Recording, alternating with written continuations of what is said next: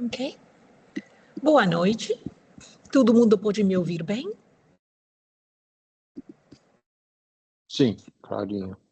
Ok. Então, quem que gostaria de fazer a prece de abertura para nós hoje, por favor?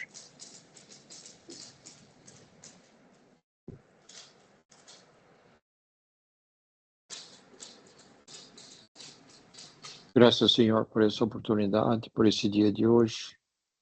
Agradecemos aos nossos espíritos guias, toda ajuda que eles têm dado constantemente.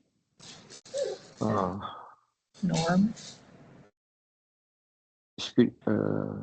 Espíritos familiares e amigos também nos ajudam,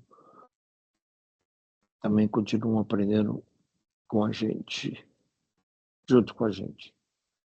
Queremos pedir permissão para dar início à nossa aula de hoje.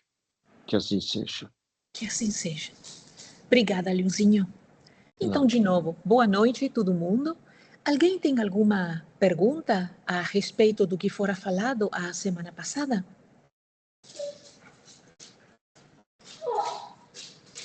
Ok, então vamos fazer uma coisa. Vamos continuar desenvolvendo o tema do nosso livro, Norm, o tema do nosso livro, e eu vou continuar até que alguém faça alguma pergunta, em vez de estar irritando vocês, perguntando cada 10, 15 minutos se alguém tem alguma pergunta para fazer. Combinado? Então, a semana passada deixamos no último parágrafo da introdução, que diz assim: este modesto livro, que ora trazemos a análise do caro leitor, pretende, sem presunção, auxiliá-lo na conquista da consciência. O que é a consciência para vocês? A consciência é a compreensão que nós temos a respeito de si mesmos, de nós mesmos.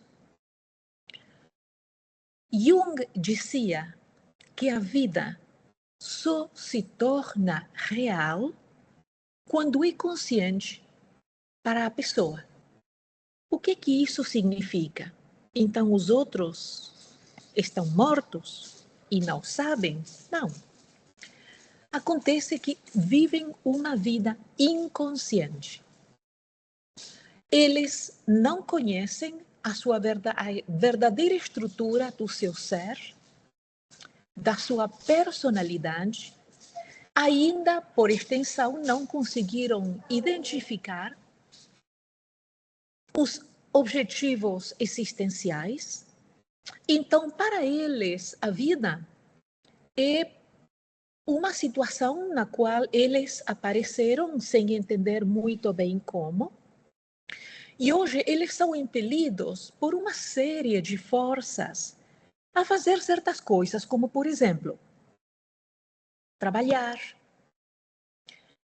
para ganhar o sustento, tentar evitar ao máximo o sofrimento, ou seja, sofrer o menos possível, tentando de ser o mais feliz possível também. Mas essa concepção de felicidade é muito pobre, é muito básica, porque para eles a felicidade é a felicidade dos sentidos. Esse prazer que eles sentem na hora da bebida, na hora de fazer uma viagem, na hora de fazer alguma coisa do seu agrado, comprar algum objeto, construir uma casa, se apaixonar por alguma pessoa, o que não implica o amor. Claro, apaixonar-se e amar são duas coisas igual o Polo Norte e o Polo Sul. O prazer gastronômico, o prazer sexual, essa é a conceição que eles têm de felicidade. Então, essas pessoas são seres basicamente fisiológicos. São movidos por processos biológicos e fisiológicos que eles não compreendem, mas os quais mesmo assim se entregam, porque esses aspectos da vida têm características agradáveis. Então, a vida deles vai se sintetizar em evitar aquilo que não dá prazer e fazer tudo para maximizar aquilo que dá prazer, incluído vender a alma. Na corrupção, na mentira, na traição, na confabulação, nos excessos, nas expoliações, na política. Então, esse é o Adão número 1. Qual a definição do Adão número 1? O homem em conflito com a lei divina. A pergunta seria, por quê? Porque ele ainda não tem consciência. Ele é um ser fisiológico, biológico, só preocupado com a autopreservação, com a reprodução da espécie, e essas são duas preocupações do inconsciente. No inconsciente humano só existem essas duas preocupações. De novo, a autopreservação e a reprodução da espécie. Então, de novo, Jung, a vida só é verdadeira quando se torna consciente para alguém, ou para a pessoa. Até lá, está vivo, mas vive uma vida inconsciente, propelida por automatismos, os instintos, que são um presente evolutivo, depois de ter passado 2 bilhões de anos na animalidade, hereda tudo isso, e hoje, basicamente, só cuida de satisfazer esses instintos. Então, de novo, por que a Joana dita um pequeno grande livro que é o Ser Consciente? Porque este modesto livro, que ora trazemos a análise do caro leitor, ou seja, trazemos a consciência do caro leitor, pretende, sem presunção, auxiliá-lo na conquista da consciência. Por quê? Porque até agora não a conquistou. Então, não apresenta qualquer técnica nova ou milagrosa, estuda algumas problemáticas humanas à luz da quarta força em psicologia, colocando uma ponte na direção da doutrina espírita, que é portadora de uma visão profunda e integral do ser. Ou seja, a doutrina espírita, com a sua inerente psicologia espírita inserida nela, é a cereja do bolo. O que tem, do que está feito o bolo, que até agora não tinha cereja? Se a quarta força em psicologia é a psicologia, então, transpessoal, deve ter alguma coisa lá atrás, né? Então, vamos ver o que é isso. A força número 1 é o behaviorismo, que foca no comportamento. Simples assim. Como modificar o comportamento para resolver problemas, aminorar o sofrimento, aliviar complexos. A segunda força, a psicanálise. A psicanálise foca no inconsciente. Mas, Claudinha, peraí. Porque o que ela vai procurar, a psicanálise no inconsciente do indivíduo? Os conflitos interiores e as experiências infantis traumáticas que Freud, o seu máximo exponente, considerava como sendo o motivo da infelicidade da criatura humana. Okay? Mas daí ele não saía. Conflitos internos e experiências infantis traumáticas. A terceira força, a psicologia humanista. A psicologia humanista coloca o seu foco no potencial humano, crescimento pessoal e autorrealização. E aí nós temos o seu máximo exponente em Abraham Maslow, aquele que tem a pirâmide, onde ele estabelece as diferentes camadas de necessidades. E, por fim, a quarta força em psicologia, que é a psicologia transpessoal, que inclui a dimensão espiritual, que não vê a criatura humana como pão que recém saiu do forno. Tem um antes e terá um depois. Era antes de ser pão e continuará sendo depois que alguém comeu esse pão. Para simplificar de uma maneira bem básica, ok? Então, confiamos que será útil a alguém que se encontre aflito ou fugindo de si mesmo, ajudando-o na solução do seu problema, e isto nos compensará plenamente. Salvador, 19 de maio de 1993, Joana de Ângeles. Vamos ler isso aí de novo? Confiamos que será útil, é claro que é útil, a quem se encontre em conflito ou fugindo de si mesmo. E eu pergunto para vocês, tem alguém que fuge de si mesmo porque não tem conflito? É por isso que foge de si mesmo. Porque está sofrendo. O si mesmo é um lugar de dor.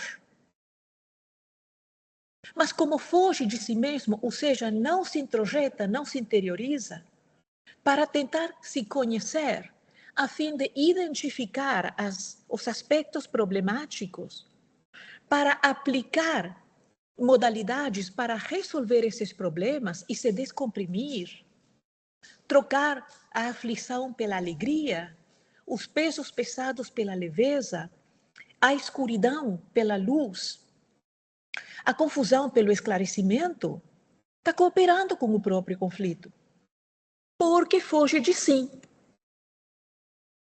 Então, o fugir de si é juiz e é parte. Dá para entender? Porque foge de si, convive com os problemas que lhe tornam aflito, e porque esses problemas lhe tornam aflito, foge de si, porque eu quero ver. Vamos um tempinho nisso, porque essa caracterização representa a esmagadora maioria dos habitantes do nosso planeta hoje. Vamos entender isto e vamos cuidar, vamos nos amar o suficiente, nos amar profundamente para nos prometer e nos garantir que nós não vamos passar a formar parte desse subconjunto de aflitos por não fazerem o que o Espiritismo esclarece e sugere para nós fazer, a fim de trocar o deserto pela terra prometida. Capítulo 1, a quarta força. Os estudiosos da criatura humana, embora os rígidos controles exercidos pelas conquistas freudianas, parênteses, Freud virou mais ou menos assim um papa da psicologia na época esplendorosa dele. Seus conceitos eram muito encantadores, parece que tinha reinventado a roda, então ele teve mão forte e a última palavra nessa área do conhecimento, tanto quanto a Igreja Católica Apostólica Romana tinha basicamente que um monopólio da religião na época do seu esplendor, ok? Então, os estudiosos da criatura humana, embora os rígidos controles exercidos pelas conquistas freudianas, anelavam por ampliar os horizontes da compreensão em torno de fenômenos complexos e abrangentes transhumanos, além da experiência humana, capazes de elucidar problemas profundos da personalidade. As explicações junguianas amplas, procurando enfeixar, reunir, nuclear nos arquétipos todas as ocorrências da paranormalidade, deixaram espaços para reformulações de conceitos e especulações que se libertam dos modelos e paradigmas acadêmicos, atendendo com mais cuidado e observações menos ortodoxas dos que as freudianas, os acontecimentos desprezados por considerados patológicos ou fraudulentos. quais acontecimentos eram desprezados por serem considerados patológicos ou fraudulentos? As experiências paranormais. Jung era basicamente o filho da alma de Freud. Mas, num momento dado, começou a sentir um certo incômodo profissional, não pessoal, importante. Porque ele sofria a causa da extrema rigidez profissional, psicanalítica, do seu mestre e mentor. Então, começou a se separar um pouquinho para poder meditar com menos influência freudiana ou psicanalítica. E foi assim que chegou nos arquétipos e em outras considerações que vamos ver agora. Não está no livro, mas eu preparei um estudo aqui. Então, na perspectiva junguiana, as experiências paranormais não são imediatamente tratadas como sobrenaturais, nem descartadas como simples delírios. Jung via esses fenômenos como possíveis expressões simbólicas profundas da psique, especialmente ligadas aos arquétipos e ao inconsciente coletivo. Então, com Freud, experiências paranormais, no way. No possible way. Aquilo não é, aquilo é fraude ou é patologia. Era intransigente. Mas, nas reflexões mais livres de Jung, ao se separar um pouco de Freud, ele cria dois conceitos. Os arquétipos, que são padrões universais da psique. Psique entendemos que é a mente humana, né? Ou seja, formas universais que estruturam a experiência humana. Assim como os tijolos estruturam uma parede de tijolos. Ok? Quais são? A sombra é um arquétipo. Tem vários arquétipos. Vamos ver todos eles. A sombra. Tudo que a pessoa reprime e nega ao seu respeito. Se alguém vem e fala assim para mim, Claudinha, você é muito mão de vaca. Eu? Porque a visão que eu tenho de mim no consciente não gosta dessa possibilidade sequer. Eu me apresento como uma pessoa generosa, como uma pessoa que tem compaixão, que gosta de ajudar sempre que puder. Isso faz parte do pacote que o meu consciente construiu na presente encarnação, que produz a nossa personalidade. Eu achei por bem me colocar como uma pessoa compassiva, misericordiosa, generosa. Mas alguém vem e me faz aquele comentário. Aí está pisando no meu dedão, embutido lá no inconsciente. E aquilo está mexendo mal comigo. Então, primeiro arquétipo, o padrão universal básico. A sombra. Segundo, ânima e ânimos. A ânima é o princípio feminino no homem e o princípio masculino na mulher. Simbolicamente, não estamos falando aqui de homossexualidade, nada disso. Simbolicamente, é a mulher com muito caráter, com muita definição, com muita força para ir em frente. Ninguém mexe com ela, porque ela tem objetivos claros, se faz entender. Essas são características tradicionalmente relacionadas aos homens. Então, esse é o ânimos dessa mulher. Por outro lado, tem homens que têm muita ternura, que falam muito suave, que se eles pudessem, gostariam de deixar a mulher ir ganhar o pão e eles ficarem em casa cuidando dos filhinhos, indo buscar na escola, voltando para casa e fazendo bolachinhas com eles. Essa é a parte que normalmente são valores correlacionados com a entidade feminina. E essa, então, é a ânima no homem.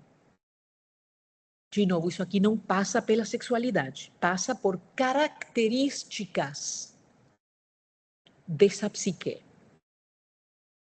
Terceiro, o velho sábio e a grande mãe. Terceiro arquétipo. Tanto o velho sábio como a grande mãe são estruturas universais que são imagens de orientação, proteção e sabedoria. Então, quando alguém protege, orienta, cuida, aconselha, no conceito de Jung, está acionando o seu arquétipo do velho sábio, porque a sabedoria normalmente é uma coisa que chega mais tarde na vida, por isso o velho sábio, ou a grande mãe, por quê? Porque a imagem da mãe normalmente é associada com muita grandeza. Então, qualquer um desses dois arquétipos pode ser ativado quando nós nos colocamos nessa situação. E, finalmente, o último arquétipo seria o self, também conhecido como o si mesmo, que é o centro organizador da totalidade da psique. É o condutor da orquestra, que marca, pauta o ritmo do pianista, dos violoncelos, dos metais, das cordas, para que tudo possa se dar muito bem, com grande equilíbrio e coordenação. Ok? E esses arquétipos normalmente aparecem em sonhos, mitos, na arte, certamente, mas também podem emergir de experiências extraordinárias, ou seja, de experiências paranormais. Ok?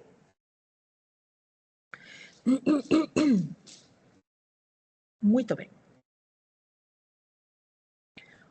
E o inconsciente coletivo? O inconsciente coletivo é um conceito junguiano um pouquinho desafiador. Porque poderia parecer, e de fato é assim que é visto nas ciências médicas no mundo hoje, que o inconsciente coletivo é tudo que o indivíduo heredou, tem nos seus conteúdos como a consequência de formar parte do coletivo da humanidade. Coletivo é o oposto de individual. O individual é uma pessoa, coletivo é um grupo. A humanidade, claramente, é um grupo de indivíduos. Mas não é bem assim. A Joana esclarece que cada um tem o seu inconsciente coletivo, que não é a herança do grupo ao qual pertence, senão são aquelas experiências cumulativas, aqueles saberes cumulativos, aquele conteúdo e contexto todo que é enorme, que é o fruto das nossas múltiplas encarnações. Então, o meu inconsciente coletivo é meu. O inconsciente coletivo do Léo é do Léo. O inconsciente coletivo da Vitória é da Vitória. Ok?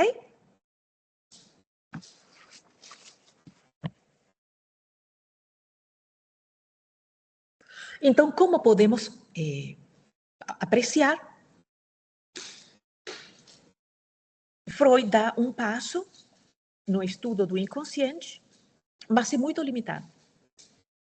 Jung sente, aqui está faltando sal e pimenta.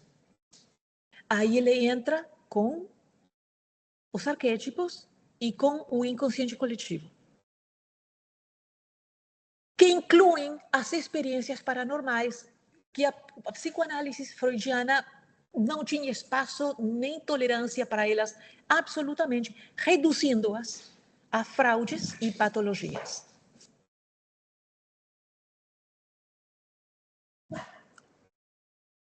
Vez que outra, surgiram ensaios e tentativas de ampliação de conteúdos, ou seja, ir além, inclusive, do que o Jung, como efeito das experiências do Joseph Rhine, o pai da parapsicologia. O que a parapsicologia tenta fazer? Medir as possibilidades da psique fora,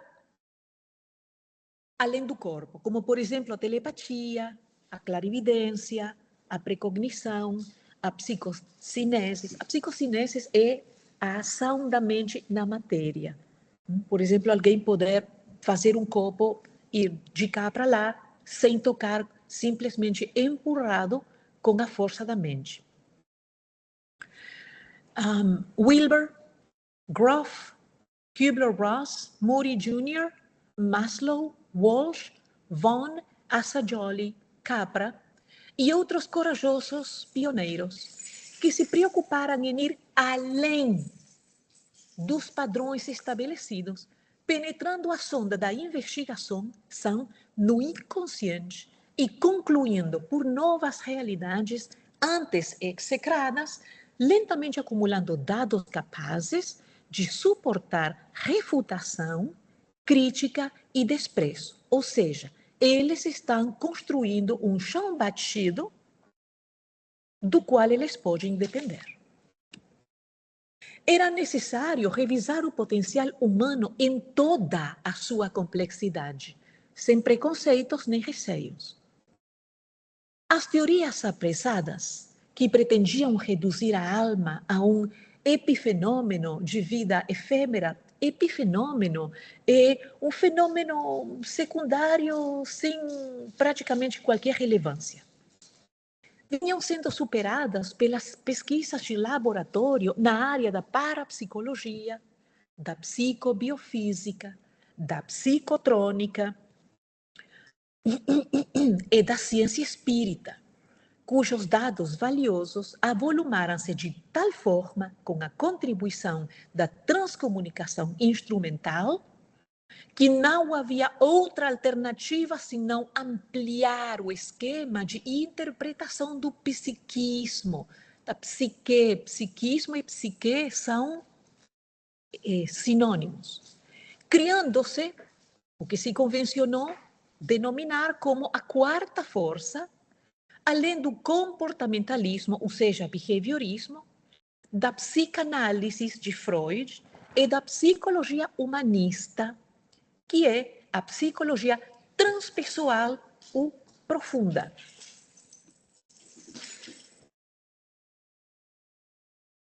Vamos ver então.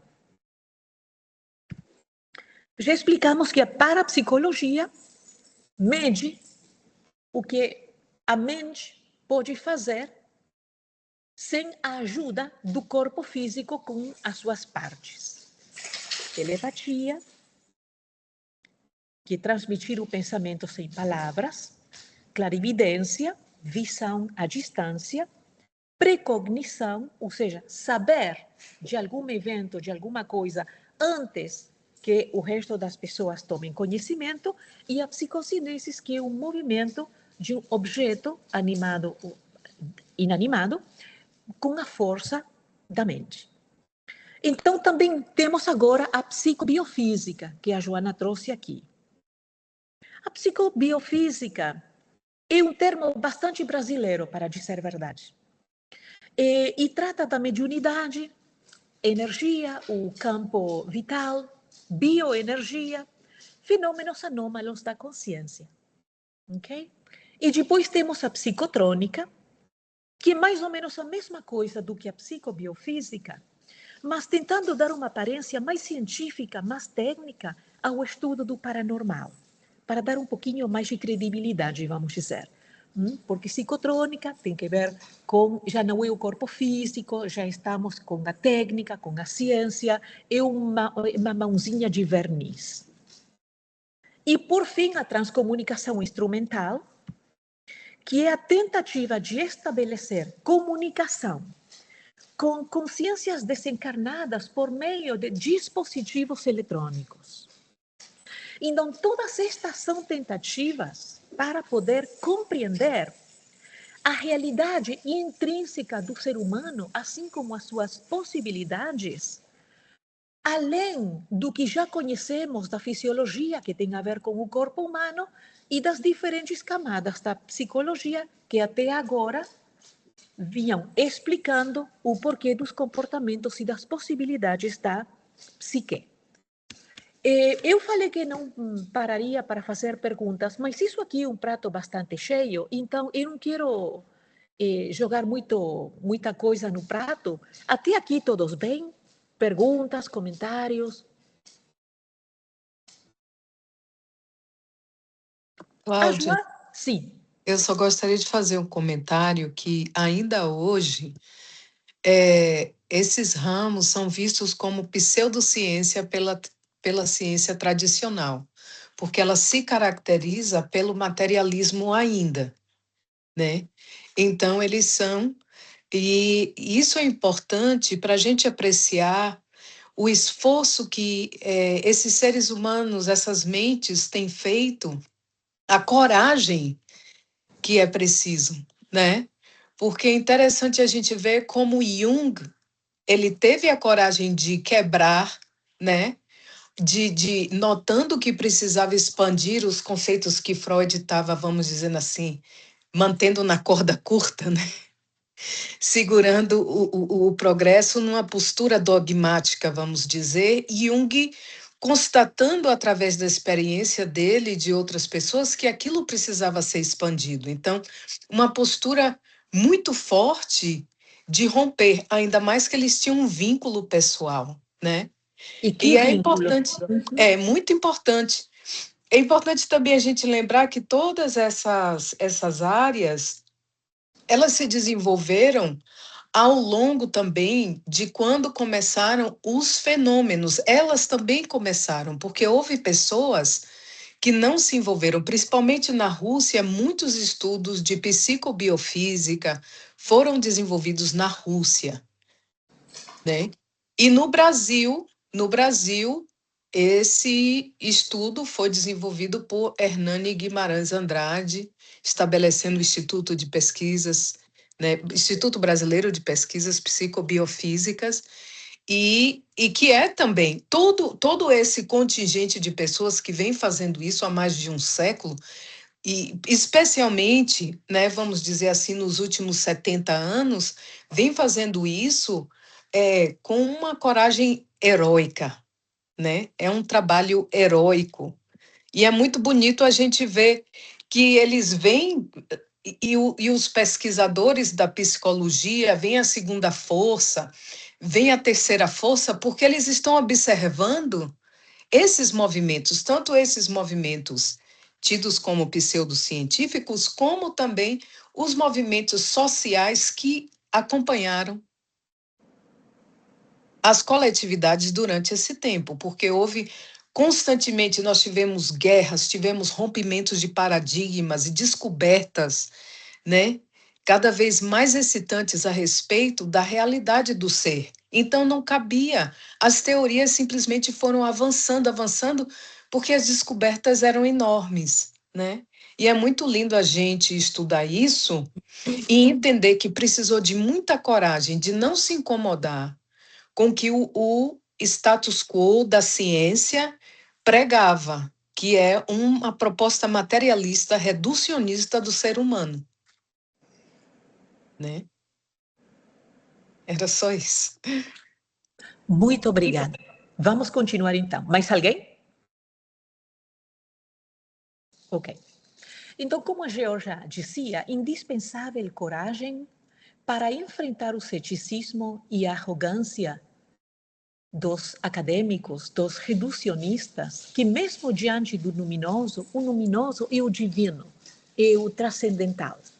de Jung permaneciam aferrados ao organicismo, ou seja, todo referindo ao corpo e à hereditariedade, aos fatores derivados das pressões de toda a ordem, seria o estresse para nós, as sequelas das enfermidades infecciosas, os traumatismos físicos e psicológicos. Os avanços da física quântica, a relatividade do tempo e do espaço, a teoria da incerteza, abriram perspectivas psicológicas dantes sequer sonhadas, tendo-se em vista o conceito do vir a ser. Então, assim como nós falamos dos diferentes estágios da psicologia, conforme ela vai avançando, temos uma coisa muito similar com a física. A física newtoniana foi a primeira camada de física que se teve no planeta Terra, belíssima, fantástica, fascinante, valiosíssima, mas básica. Era o primeiro passo. A física quântica vem a acrescentar mais uma camada que descreve a realidade, a própria natureza, no nível quântico que não se comporta do mesmo jeito que no nível newtoniano. Por quê? Porque a física newtoniana, ou física mecânica, descreve o que observa de coisa, como se comporta a matéria na Terra. E tudo o que acontece na Terra acontece a velocidades muito devagar. Você imagina, como se diz em português, um centipede? Centopeia. Um centopeia. Ela, de ir de uma folhinha para outra folhinha, leva anos. E aí você já pensa no Roadrunner. Essa é a física quântica. A física quântica é o que acontece com a matéria a níveis subatômicos a altas velocidades, a velocidade da luz, 300.000 quilômetros por segundo. Ok? Então,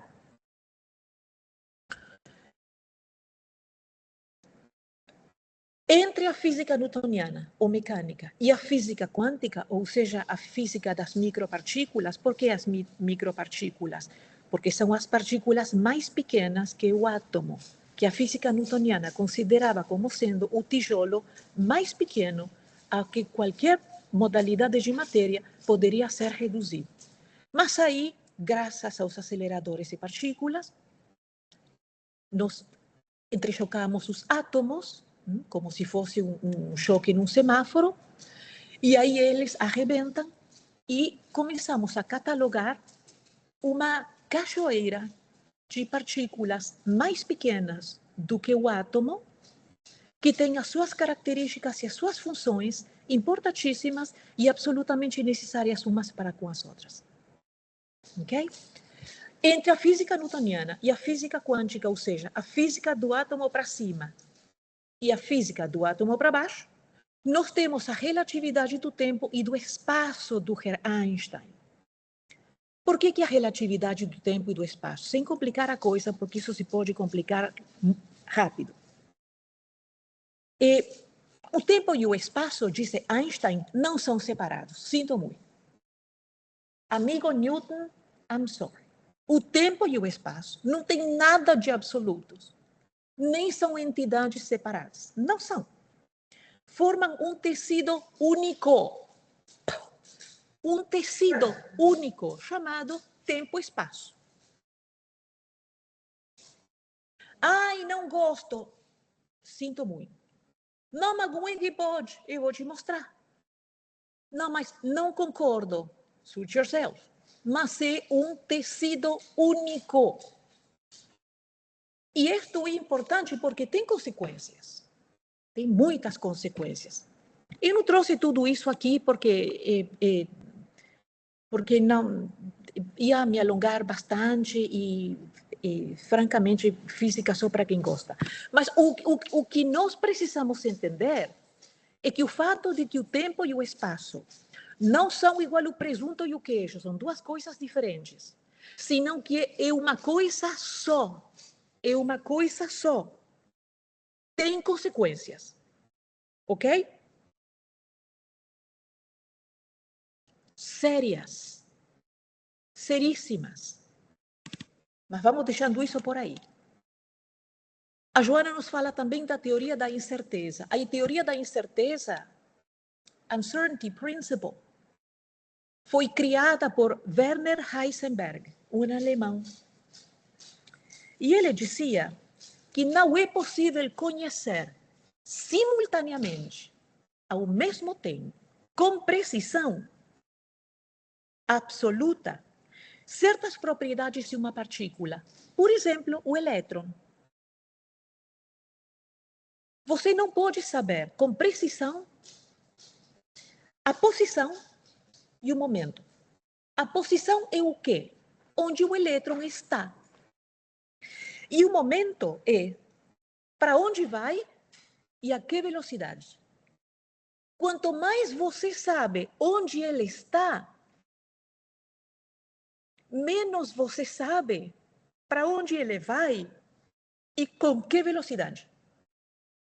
E quanto mais você sabe para onde que esse elétron danado vai e a qual velocidade, você menos sabe onde ele está. What?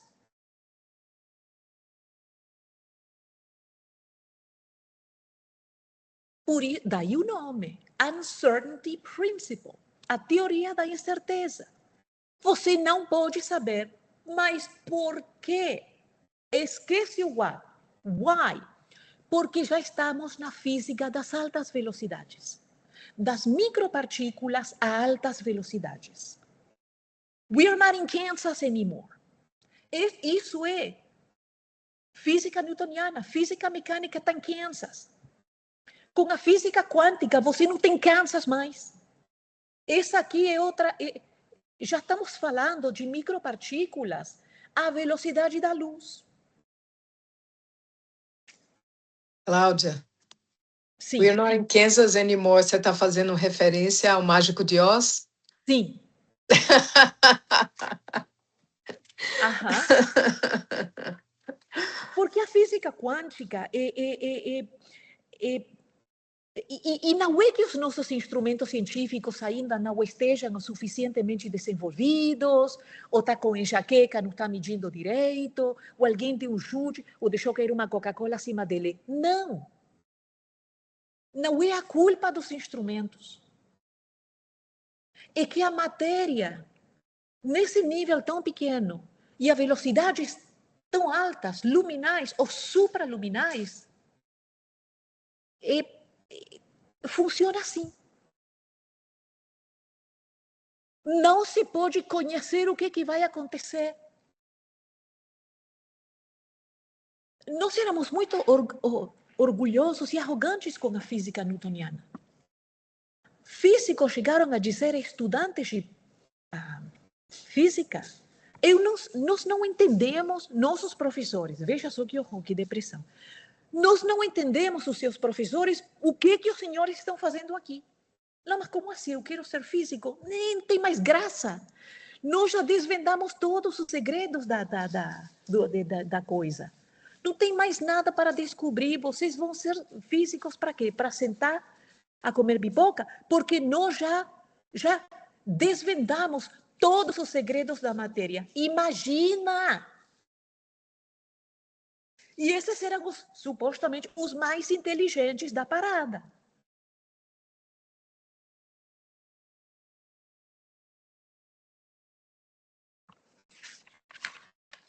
Cláudia, essa ideia, assim, uma das coisas mais brilhantes que eu já li, tem muitas coisas brilhantes que a nossa Joana escreve, mas essa comparação, né, esse paralelo que ela faz entre alinhando a física quântica com todos esses desenvolvimentos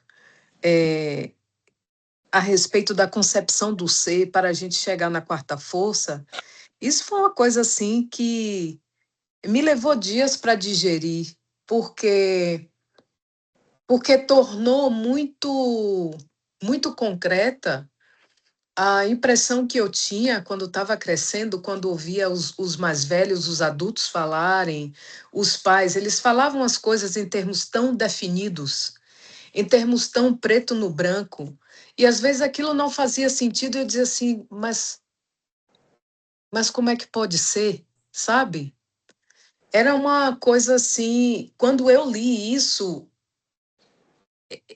reuniu todas aquelas questões, todas aquelas incongruências, vamos dizer, para a gente entender que física newtoniana, essa abordagem, que é uma abordagem que tem lógica dentro de um capítulo limitado, né?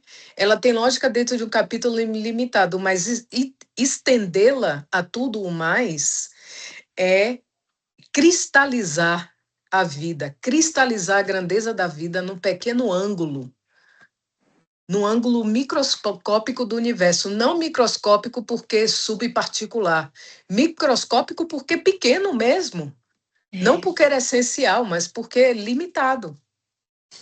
Tem uma frase que diz que a certeza é patrimônio dos ignorantes e dos arrogantes.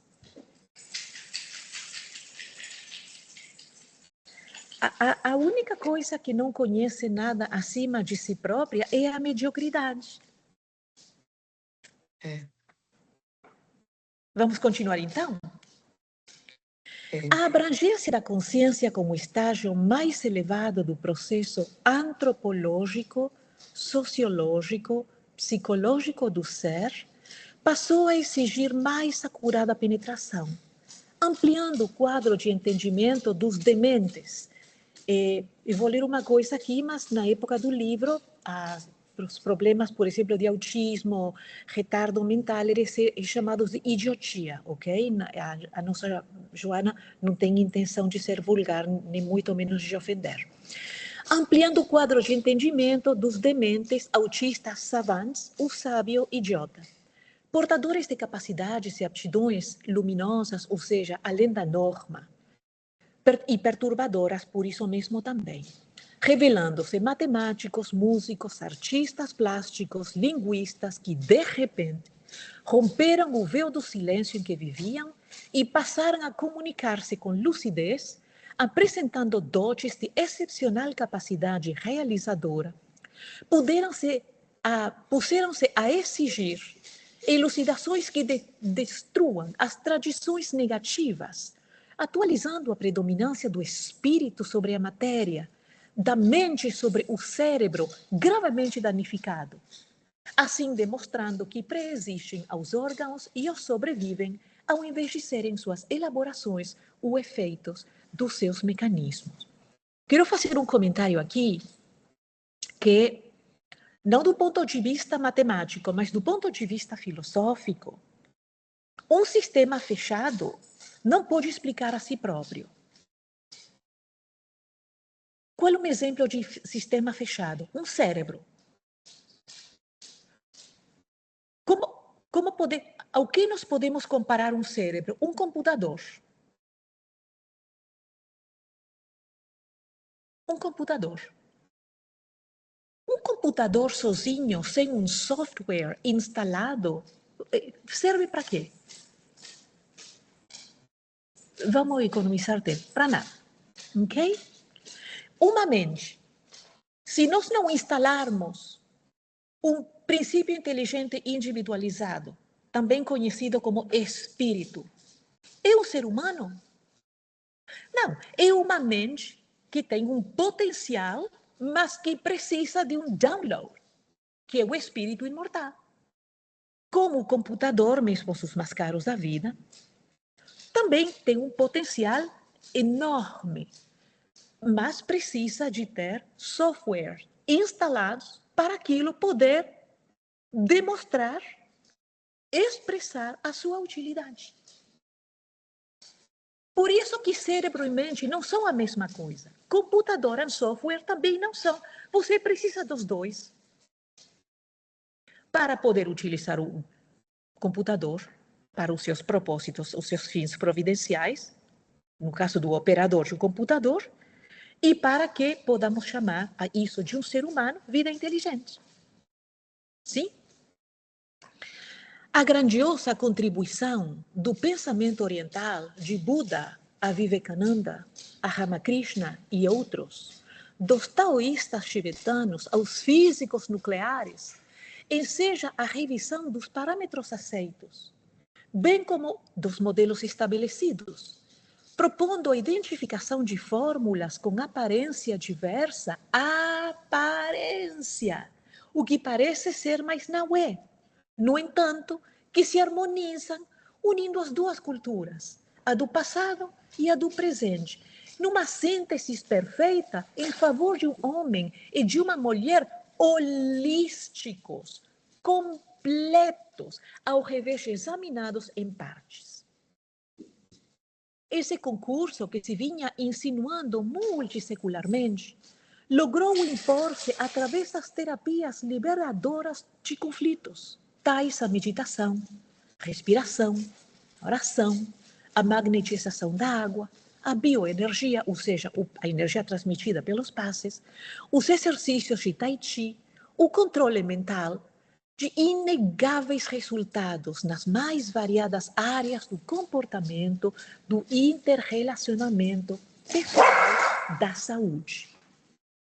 Os diques erguidos pela intolerância romperam-se ante as novas conquistas e as técnicas regressivas da memória, com exclusiva definição terapêutica, o uso de algumas drogas psicodélicas, como o ácido lisérgico, a hipnose, demonstraram que muitos fatores psicopatogênicos, ou seja, doenças mentais, são anteriores à concepção do ser, eliminando a predominância genética, a ditadura genética, eu teria coragem de dizer, na condição de desencadeadora de psicoses, neuroses, conflitos e tormentos degeneradores da personalidade.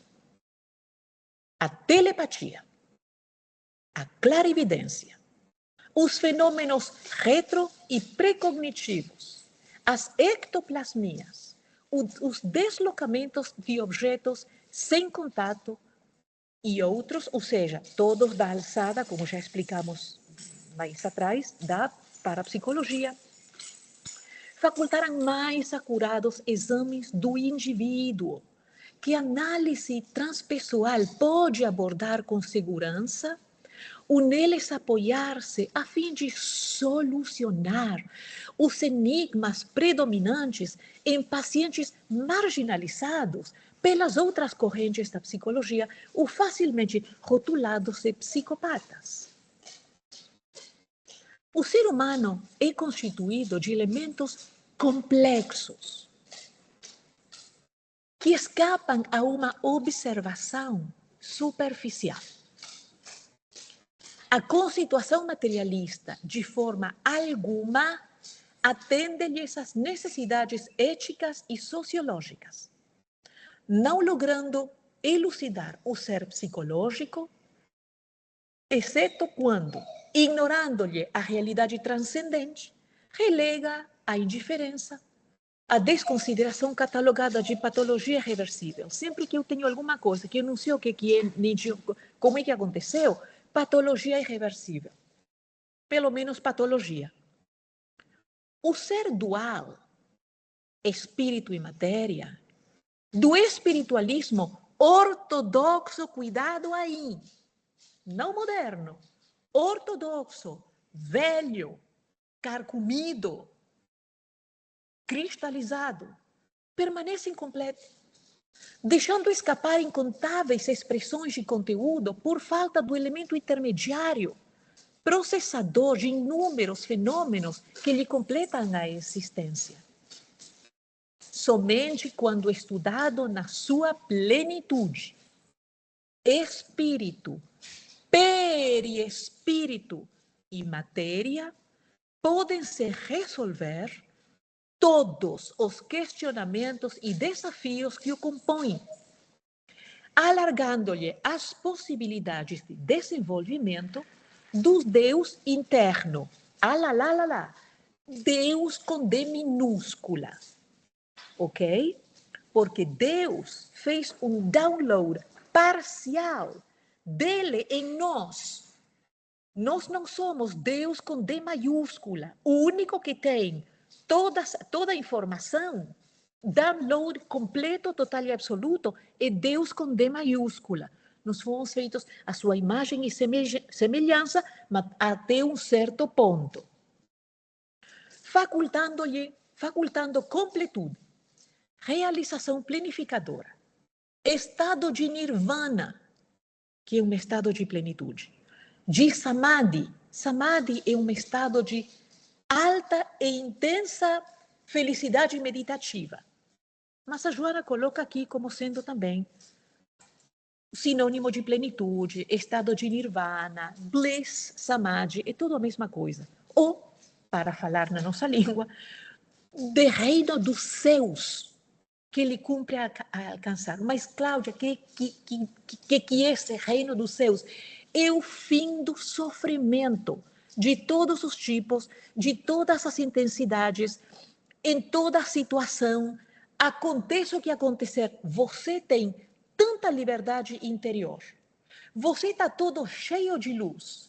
Você não depende de mais nada, nem de mais ninguém. Você se realizou. É a autorrealização de Maslow. Esse é o sentido da vida. Mas aqui estamos nos realizando na Terra e nos céus, porque é uma proposta transcendente. Por quê? Porque nós somos seres transcendentais. Então é para lá que nós vamos. Não estamos aí com um screwdriver e com um martelo, lidando com parafuso e com cravinho e com arame. Não, nós estamos aqui com os equipamentos e as ferramentas e os materiais para construir uma catedral. Por que os diferentes países do mundo construíam aquelas catedrais, uma mais alta do que a outra? Bom, primeiro porque eram projeções do próprio ego. Mas, quando não estavam tão tomados pela própria psicopatologia, a ideia era que a catedral, com os seus piers, que eu não sei dizer em português, ou seja, com essas pontinhas assim que parecem fagulhas para raios, era o que chegava mais perto de Deus. Eram as expressões humanas querendo chegar a Deus. Então faziam aquelas construções belíssimas e altíssimas. Só que lástima que a intenção morria, a catedral já foi construída, já fizemos a nossa parte, agora vamos para o boteco assim embebedar. Esse aí tem sido, nós viemos de lá, ok? Dos planos inferiores. Encarnados ou desencarnados, mas nos planos inferiores. Mas a ideia é essa, a gente atinge as culminâncias das nossas possibilidades e é isso, entrar no reino dos céus. Nós podemos viver no reino dos céus, inclusive na Terra, quando temos liberdade, harmonia interior e uma relação íntima com Deus. E por relação íntima, eu quero dizer que, finalmente, reconfiguramos o nosso jeito de viver para nos prometermos a nós mesmos e nos garantir que, de agora em diante, vamos viver orbitando um sistema do qual o centro, o sol desse sistema é Deus. E não mais a minha personalidade, não mais a minha agenda, não mais o que me mostra, o que eu vejo na social media, não mais o que as minhas amigas valorizam, não mais o que os homens esperam de mim, que se dane. That was then, this is now. Ok?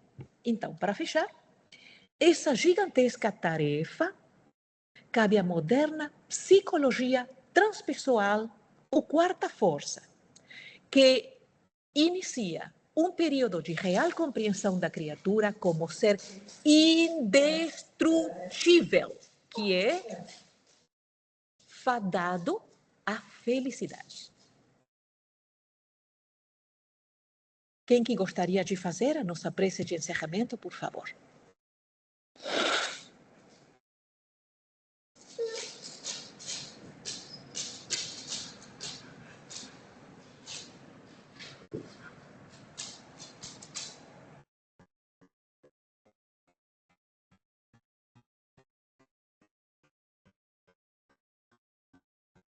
Senhor, queremos agradecer essa aula de hoje, essa oportunidade de podermos estar juntos e poder aprender juntos.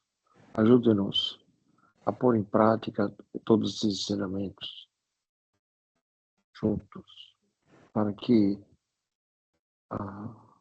nos preparamos para o dia que tivermos que voltar para casa. Agradecemos nossos espíritos guias, mentores deste grupo, familiares e amigos. Queremos pedir permissão para encerrar a sala de hoje. Desejar a todos um feliz fim de dia e uma semana com muito amor e muita paz. Que assim seja. Que assim seja. Muito obrigada, assim meus seja. queridos. Boa noite. Boa noite. Obrigado, Assim Cláudia. seja. Obrigado a todos. Obrigada. Boa Boa noite. noite. Boa noite.